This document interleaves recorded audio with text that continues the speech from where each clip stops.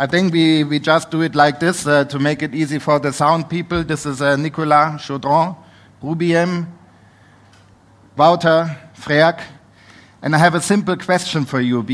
We are really trying to build startups, invest in startups, and then sell the investment, make an exit. You are starting from the beginning. But in the end, we really want to build a global startup or a big startup, because only if we create big startups, we have big impact, right? All these cool, smart, green ideas, if they don't go to the mass market, if you don't roll them out into many countries, into many markets, you can only save the planet a little bit and not really fulfill and reach the full potential. Nicolas, how do you build a global startup? What is the best advice you can give to these guys here who are ambitious already?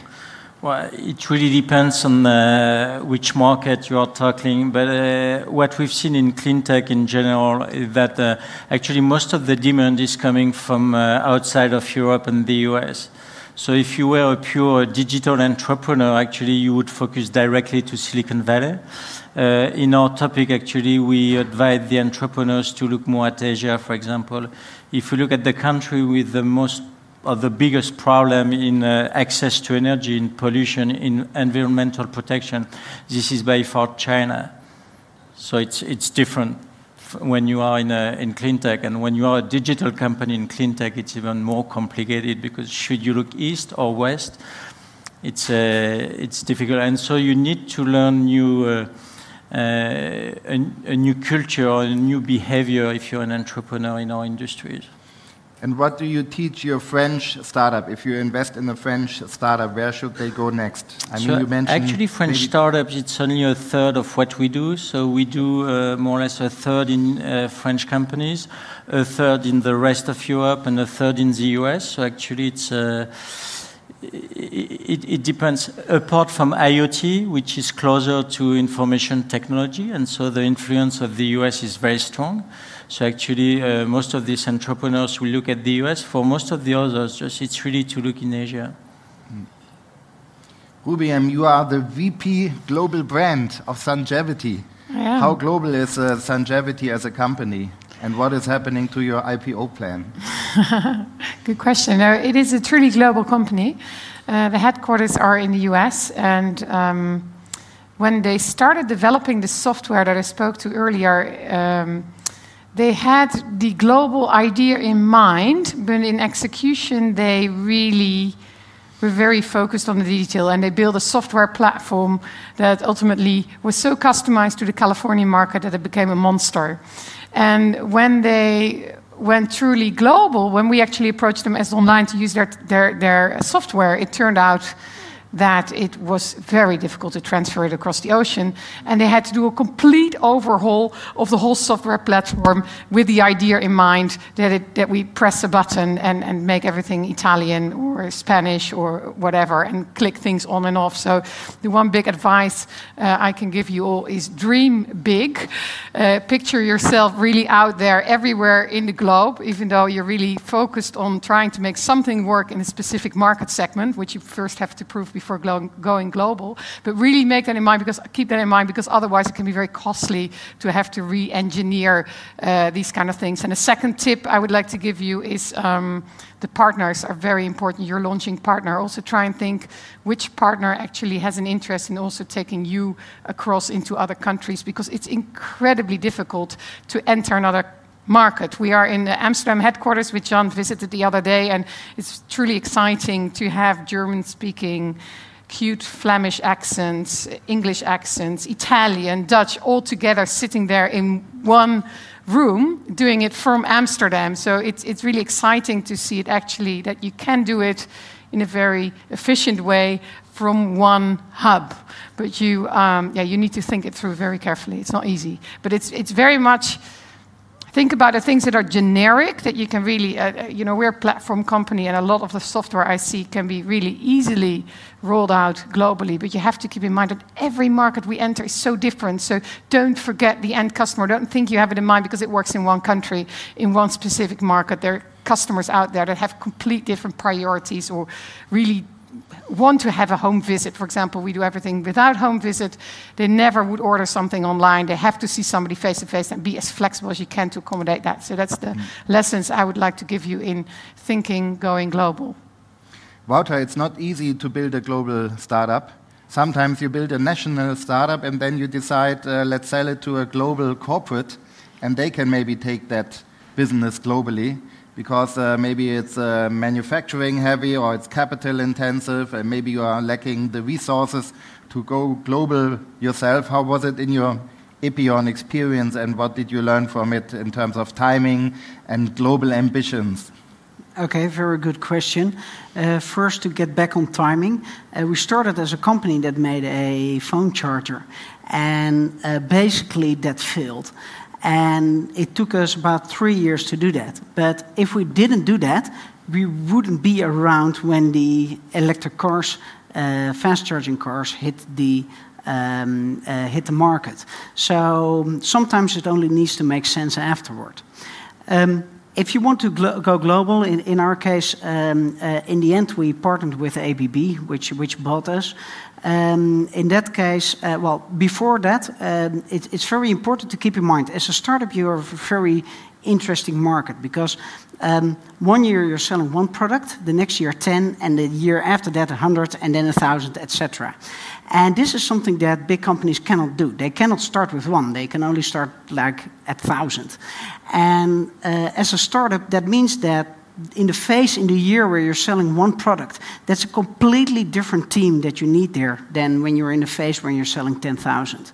So it's very important to figure out which people you need inside your company and also outside as partners to have this at every stage.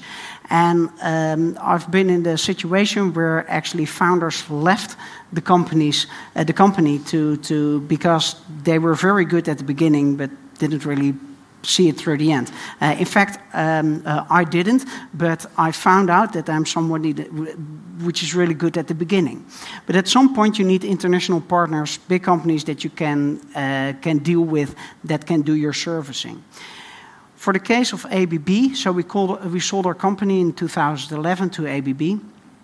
That was more like a singularity. What happened is that Estonia, they sold carbon credits to Mitsubishi. And Mitsubishi said, okay, guys, you can have this money, but you can only spend it on certain things. And in this case, they had to spend it on electric cars and infrastructure. And from Japan, they said, okay, so you need around 700 slow charging stations, so these are like the things you see in the street, and you need 200 fast charging stations. And at that point, there was no one in Europe who could basically produce that, except from us and maybe with a little bit of stretch, one or two other basically startups. And so we were in this position where we could sell 200 charging stations, knowing that the year before we sold like 3, and the year after probably we'll sell 5. So you have to do your lucky year. You had to do a huge scale up, and then you know that for a couple of years this market will be very dormant. So you need somebody with deep pockets that can actually do that.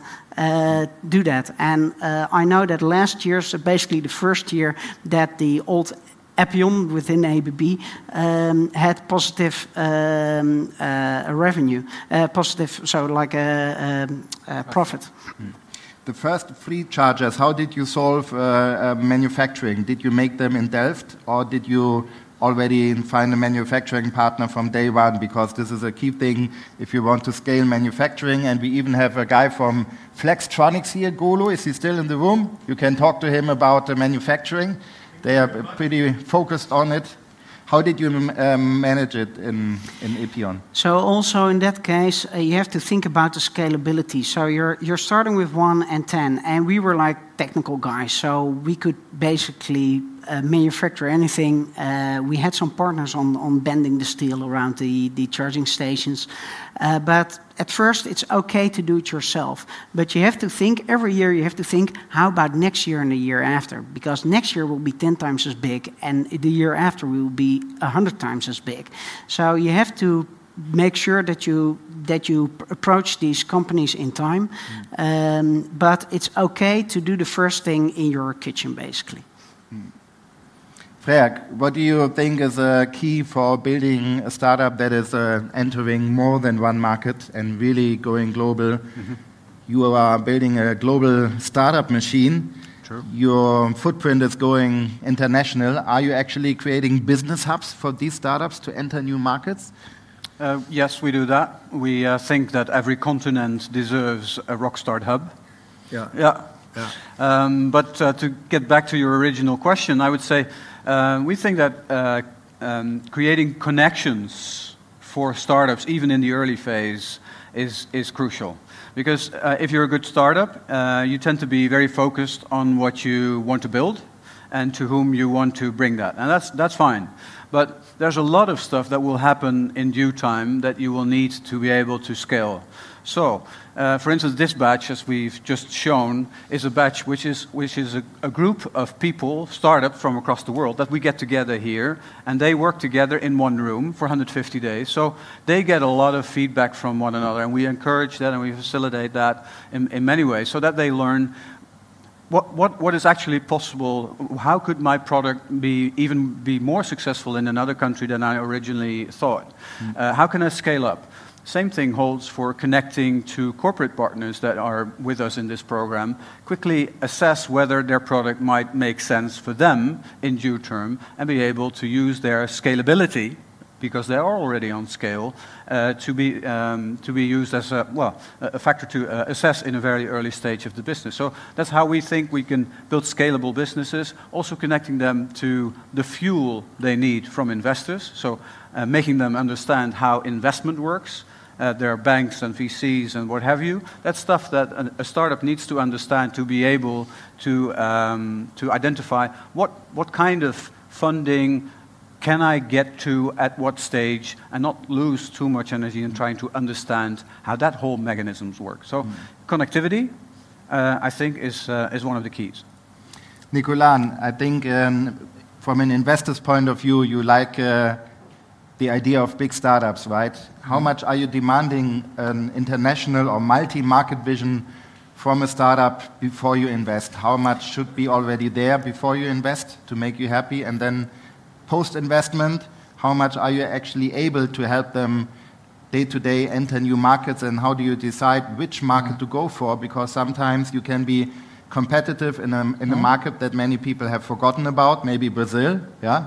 Or you go into America, into the Silicon Valley, into this hyper-competition thing where probably you can die the next day because there are so many good players, yeah? Yes, actually we look at building global companies because this is how you make money in venture. So this makes a big difference. I think in the ICT sector we are one of the three most experienced VC in bringing European company to the US and make them global champions. In clean tech, as I mentioned before, it's slightly different. So we have actually people in Silicon Valley, but we've been doing business there for a very long time now. And in China, Japan and Korea, which are other geographies of focus, just we have local people on the ground who support the commercial expansion of portfolio companies. And for us, it's important. If a company comes to us and say, I want to be the dominant player in Germany, in France, it's not our DNA, so usually there is not a good fit with the entrepreneur. And do you think that an average European clean tech entrepreneur, are they ambitious enough? Are they international enough? More and more, yeah. More and more? Yeah. Even the French? Even the French. And the Dutch, are they international? Yeah, from day one. From day one, because it's a small home market, right? It's a culture of traders, so that's why we basically speak at least 3 languages, and probably 4 or 5. Yeah.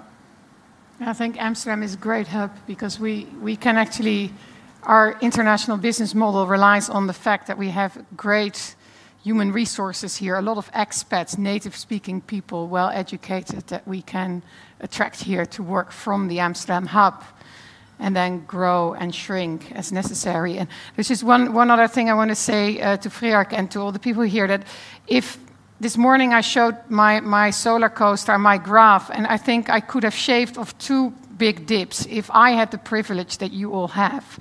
to be at this conference and to be in the hands of Freerk and the Rockstart team, because I think it's truly amazingly valuable. If I remember my first presentation that I did to an investor, it was crowded with words and slides, and the presentation was really bad. And and that's just one visible thing, but a lot of the things that you get here is such an amazing shortcut, and it's just wonderful to see that exists. And I wish I had benefited from them.